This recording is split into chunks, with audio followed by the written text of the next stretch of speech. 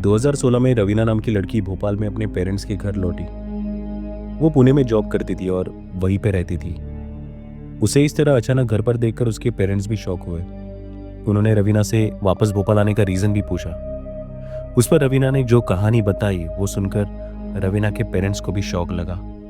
उन्होंने बस भगवान का शुक्रिया अदा किया कि उनकी बेटी सेफ है और घर वापस आ गई। सो गाइज, मैं हूं निखिल और स्वागत है आपका मिस्टिक निखिल चैनल पे। और हॉरर और सस्पेंस से भरे वीडियोस देखने के लिए आज ही सब्सक्राइब कीजिए मिस्टिक निखिल चैनल को। गाइज, हमने देखा है कि आप में से बहुत सारे लोग हमारे सारे वीडियोस एंड तक देखते हो पर चैनल को सब्सक्राइब नहीं करते। सो गाइज, आपके लिए स्टोरीज ढूंढने में, वीडियोस बनाने में काफ़ी मेहनत लगती है। सो मैं रिक्वेस्ट करूंगा कि प्लीज़ चैनल को सब्सक्राइब कीजिए और वीडियोस को एंड तक देखकर उसे लाइक कीजिए, जिससे हमें भी एक मोटिवेशन मिले आप तक ऐसी और भी हॉरर स्टोरीज पहुंचाने के लिए। तो अब आते हैं इस कहानी पर। 2016 में रवीना ने भोपाल से अपना ग्रेजुएशन कंप्लीट किया।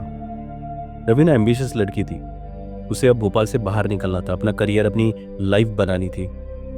उसे काफ़ी कंपनीज के अकाउंट्स डिपार्टमेंट में जॉब के लिए अप्लाई भी किया था और लकीली उनमें से एक कंपनी में उसका ऑनलाइन इंटरव्यू भी हुआ और जॉब भी लग गई। पर जॉब थी पुणे में और जिसके लिए वो ओके भी थी।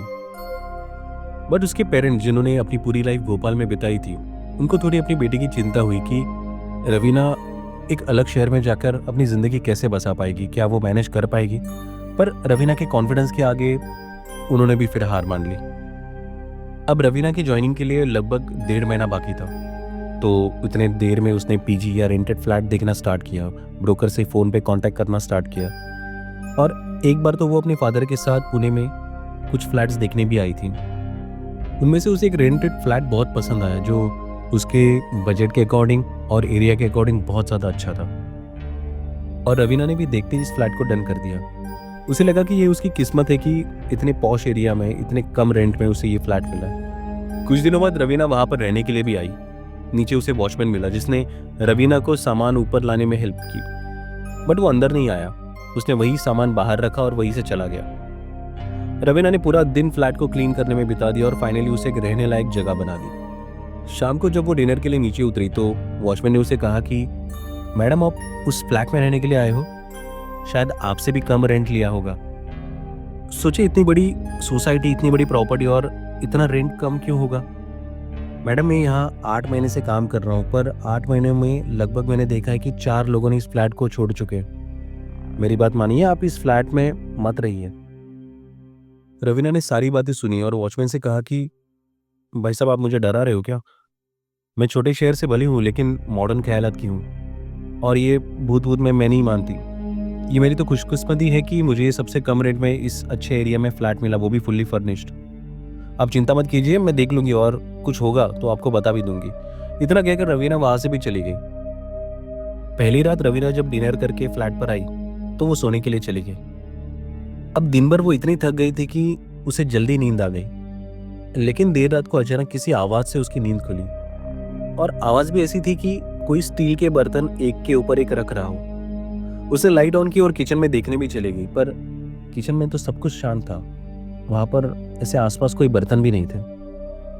उसे लगा ये उसका वहम होगा, तो वो वापस सोने के लिए चली गई। अब जब रेगुलर जॉब शुरू हुआ तो रवीना सुबह 8 बजे तक निकल जाती थी और शाम को 7 साढ़े 7 बजे तक घर पर लौट आती थी और रात को खाना बनाना और सोने के लिए बस वो घर पे रहती थी। तो एक दिन जब वो ऑफिस से आ रही थी तो उसने आते टाइम चाइनीज़ लाया था। तो खाना खाते खाते वो मोबाइल पे हॉरर वेब सीरीज़ देख रही थी। और डिनर के बाद जब वो अपने रूम में चली गई तो उसने देखा कि बेडरूम में कबर्ड का दरवाज़ा खुला हुआ है। उसे लगा कि वो जल्दी जल्दी में शायद बंद करना भूल गई होगी। रवीना ने जब कबर्ड का दरवाज़ा बंद करने गई तो उसे महसूस हुआ कि किसी ने हल्के से उसके कान में कुछ फुसफुसाया हो, जैसे लीव। रवीना ने पीछे देखा पर पीछे कोई नहीं था। उसे लगा कि शायद ये उसके कान बज रहे होंगे या लिविंग रूम में उसने मोबाइल जो सीरीज चालू रखी है, शायद ये उसकी आवाज़ होगी। उसे कुछ दिनों के बाद जब वो एक बार ऑफिस से घर लौटी तो उसने देखा कि किसी ने घर का मेन दरवाज़ा नाखूनों से कुरेदा है। रवीना को समझ ही नहीं आया कि ये किसने किया होगा। वो कंफ्यूज हो गई और सोचने लगी और अंदर आई, लेकिन उसको इस बात का पता ही नहीं चला कभी।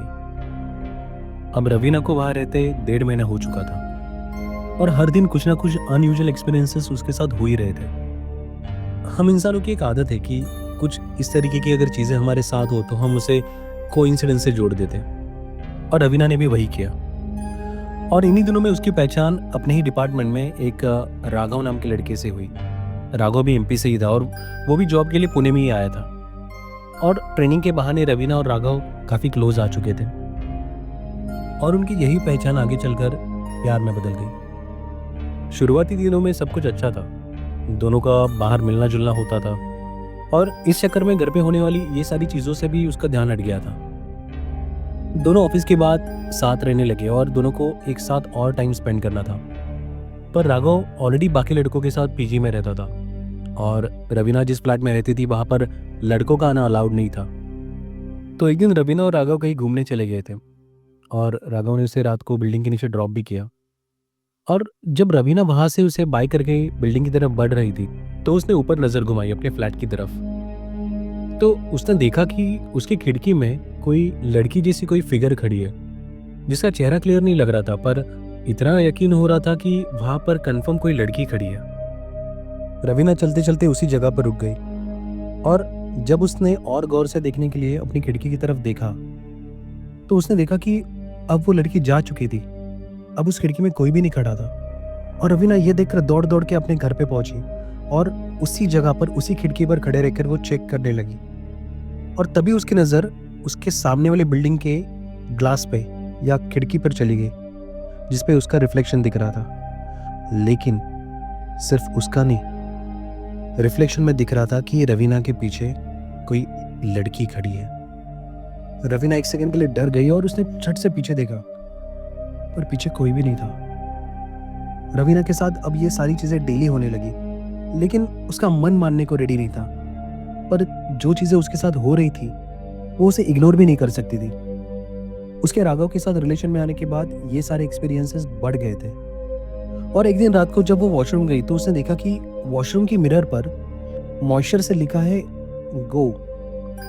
क्लियर नहीं था, बट समझ में आ रहा था कि वो गो लिखा है। और उसी रात को जब वो सो रही थी, तो उसे लगा कि कोई उसके बगल में सोया हुआ है। उसे सांसों की क्लियर आवाज आ रही थी, और रवीना वहां से उठकर हॉल में चली आई। वो इतनी डर गई थी कि उसने घर के सारे लाइट्स ऑन किए, और मॉर्निंग तक वो वही बैठी रही, और उसको पता ही नहीं चला कि वो कब सो गई। लेकिन इतना सब कुछ होने के बाद भी वो वहां से निकलना नहीं चाहती थी, बिकॉज एक तो वो छोटे शहर से आई थी और बड़े शहर में अपना करियर बनाना चाहती थी। उसको पता था कि छोटे शहर से आई हुई लड़कियों को वहाँ पर सेटल होना, मैनेज करना कितना मुश्किल था। बट उस रात के बाद उसकी लाइफ ने टोटली 360 डिग्री टर्न लिया। अब ये रवीना वो रवीना नहीं लग रही थी। इन सब एक्सपीरियंसेस से उसका ऑफिस में परफॉर्मेंस भी डाउन हुआ। सारे फ्रेंड्स के साथ उसने बात करना, यहाँ तक मिलना भी बंद कर दिया, और उसने राघव से भी मिलना जुलना बहुत कम कर दिया।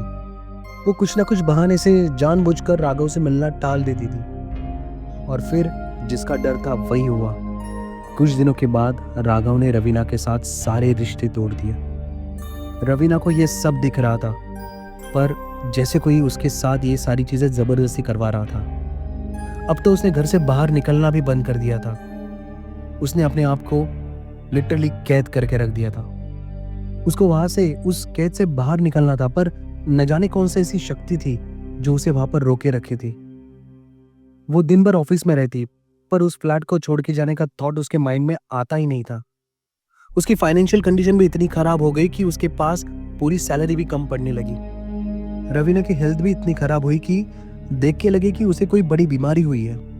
ऑलमोस्ट हर दिन उसे अपने आसपास किसी लड़के के रहने का एहसास होता, और हर दिन वो भागने की भी सोचती, बट घूम फिर के उसी फ्लैट में लौट आती। शायद किसी ने उसे या उसकी आत्मा को उस फ्लैट में बंद कर दिया था, जकड़ लिया था। पर एक दिन जब वो ऑफिस के लिए निकली, तो पता नहीं क्यों और कैसे उसके अंदर एक अजीब सी बगावत महसूस हुई। उसके लिए अब ये सारी चीजें अब हद पार हो गई थी। वो बस वहां से भागना चाहती थी। और उस दिन पता नहीं क्यों, पर वो ब्रोकर के ऑफिस पहुंची। वहां पर उसने लिटरली तमाशा ही कर दिया था। वो जानना चाहती थी कि उस फ्लैट में क्या है, उस फ्लैट का राज क्या है, और इसकी लाइफ इतनी हेल क्यों बन चुकी है। ब्रोकर ने पहले तो कुछ भी बताने से इनकार किया, पर जब रवीना ने पुलिस के पास जाने की धमकी दी, तो फिर ब्रोकर ने सबको केबिन से बाहर जाने को कहा, और सिर्फ रवीना को बताया कि आज से 2 साल पहले आप जैसी एक लड़की नागपुर से पुणे आई थी। जॉब के लिए। उसका एक बॉयफ्रेंड था। वो दोनों हैप्पी कपल थे। सबको लगता था कि वो शादी भी करेंगे। दोनों के घर वालों को भी इस बात की जानकारी थी, पर उस लड़के ने किसी और के लिए इस लड़की को छोड़ दिया। और कहते हैं कि उसके बाद उस लड़के ने अपने आप को उस घर में बंद कर दिया था और सभी लोगों से कांटेक्ट तोड़ दिया था। और जब उसके पेरेंट्स उस फ्लैट में पहुंचे तो उनको अपनी बेटी की सिर्फ लाश मिली। उसको मरे हुए काफी दिन हो गए थे। उसके बाद जो भी इस फ्लैट में रहने को आता था, उसके साथ वही सब होता था जो आपके साथ हो रहा है। अब रवीना ये सब सुन के सारे डॉट्स कनेक्ट करने लगी। उसको अब समझ आ चुका था कि उसका ये ब्रेकअप क्यों हो गया था, उसकी फाइनेंशियल कंडीशन इतनी बदतर क्यों हो गई थी और उसके साथ ये सारी चीज़ें क्यों हो रही थी। इतना सब सुनने के बाद अब रवीना उस फ्लैट में कदम तक नहीं रखना चाहती थी। वो सीधा वहीं से स्टेशन गई और वहाँ से एक पुष्पक एक्सप्रेस की टिकट करा ली और वहीं से भाग के भोपाल आई। उसने ना अपना सामान ना अपने जॉब के बारे में सोचा। वो बस वहाँ से भागना चाहती थी, उस आत्मा के कैद से भागना चाहती थी। और बड़ी मुश्किल से डरते हुए वो जब भोपाल अपने पेरेंट्स के पास घर पहुंची, तब उसकी जान में जान आई। उसके पेरेंट्स ने भी उसे काफ़ी सपोर्ट किया। कई रातों को तो वो नींद में चिल्लाकर ही उठ जाती। कई बार तो वो रातों को सो ही नहीं पाती थी। रवीना को इस ट्रॉमा से बाहर निकलने में काफ़ी दिन लग गए, पर आज इस बात को ऑलमोस्ट 9 साल हो गए हैं और रवीना अब मुंबई में हैप्पीली मैरिड लाइफ बिता रही है। रवीना की स्टोरी का हैप्पी एंडिंग ये है कि फाइनली उसकी शादी राघव के साथ ही हो गई, जिसने रवीना के भोपाल लौटने के कुछ ही दिनों के बाद फिर से उसे कांटेक्ट कर लिया था। तो गाइस, कई बार हम पैसा देकर ऐसी प्रॉपर्टी या तो बाय कर लेते हैं या तो रेंट पर ले लेते हैं और फिर ऐसे ही किसी किस्से का शिकार भी बन जाते हैं। रवीना को मैं एक्चुअल में लकी कहूंगा कि वो इस चंगुल से बाहर निकल पाई। तो गाइस, आई एम श्योर आपको आज की ये रियल स्टोरी पसंद आई हो। अगर हाँ तो प्लीज़ इस वीडियो को लाइक कीजिए और चैनल को ज़रूर सब्सक्राइब कीजिए। तो मैं फिर आपके पास लौटूंगा एक और नए हॉरर के साथ। तब तक के लिए गुड बाय।